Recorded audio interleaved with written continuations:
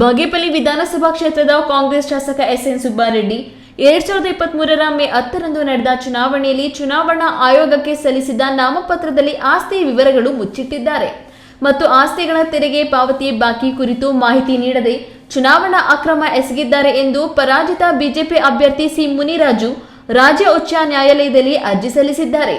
ಪ್ರಜಾಪ್ರತಿನಿಧಿ ಕಾಯ್ದೆ ಉಲ್ಲಂಘಿಸಿದ್ದಾರೆ ಎಂದು ಮುನಿರಾಜು 2023 ಜೂನ್ 24ರಂದು ತಕರಾರು ಅರ್ಜಿ ಸಲ್ಲಿಸಿದ್ದಾರೆ. ಪ್ರಜಾಪ್ರತಿನಿಧಿ ಕಾಯ್ದೆ ಉಲ್ಲಂಘಿಸಿದ್ದ ಶಾಸಕ ಎಸ್ಎನ್ ಸುಬ್ಬಾರೆಡ್ಡಿ ಆಯ್ಕೆ ಅಸಿಂಧುಗೊಳಿಸಬೇಕು ಎಂದು ಮುನಿರಾಜು ತಕರಾರು ಅರ್ಜಿ ಸಲ್ಲಿಸಿರುವುದರಲ್ಲಿ ಉರುಳಿಲ್ಲ ಎಂದು ಶಾಸಕ ಎಸ್ಎನ್ ಸುಬ್ಬಾರೆಡ್ಡಿ ಅರ್ಜಿ ಸಲ್ಲಿಸಿ ಮುನಿರಾಜು ಅರ್ಜಿ ವಜಾ ಮಾಡಬೇಕು ಎಂದು ಮನವಿ ಸಲ್ಲಿಸಿದ್ದಾರೆ. ಎರಡೂ ಕಡೆ ವಾದ ಮತ್ತು ಪ್ರತಿವಾದ ಆಲಿಸಿದ್ದ ಹೈಕೋರ್ಟ್ ಸುಬ್ಬಾರೆಡ್ಡಿ ಅರ್ಜಿ ವಜಾ ಮಾಡಿತ್ತು. ಇದೀಗ ಸುಬ್ಬಾರೆಡ್ಡಿ ಆಯ್ಕೆ ಅಸಿಂಧುಗೊಳಿಸಿದೆ. ಅರ್ಜಿದಾರ ಇನ್ನು ಪರಾಜಿತ ಅಭ್ಯರ್ಥಿಯಾಗಿದ್ದ ಮುನಿರಾಜು ವಿಜಯಿ ಎಂದು ಘೋಷಿಸಲು ಹೈಕೋರ್ಟ್ ಇದೇ ವೇಳೆ ನಿರಾಕರಿಸಿದೆ.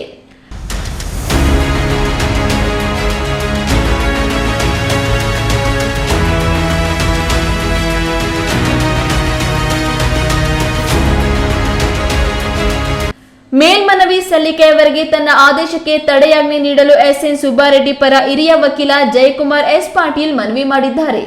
ಈ ಮನವಿಗೆ ಅರ್ಜಿದಾರರ ಪರ ಹಿರಿಯ ವಕೀಲೆ ನಳಿನಾ ಮಾಯಗೌಡ ಆಕ್ಷೇಪ ವ್ಯಕ್ತಪಡಿಸಿದ್ದಾರೆ. ಇದೇ ವೇಳೆ ಎಸ್ಎನ್ ಸುಬ್ಬಾರೆಡ್ಡಿರವರು ಸುಪ್ರೀಂ ಕೋರ್ಟ್ಗೆ ಮೊರೆ ಹೋಗಲು ಸಿದ್ಧತೆ ನಡೆಸುತ್ತಿದ್ದಾರೆ ಎಂದು ಕಾಂಗ್ರೆಸ್ ಮೂಲಗಳಿಂದ ತಿಳಿದು ಬಂದಿದೆ.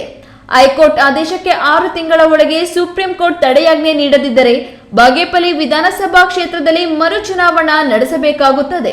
PS ರಾಜೇಶ್, ಈ ನ್ಯೂಸ್ ಟಿವಿ, ಬಾಗೇಪಲ್ಲಿ.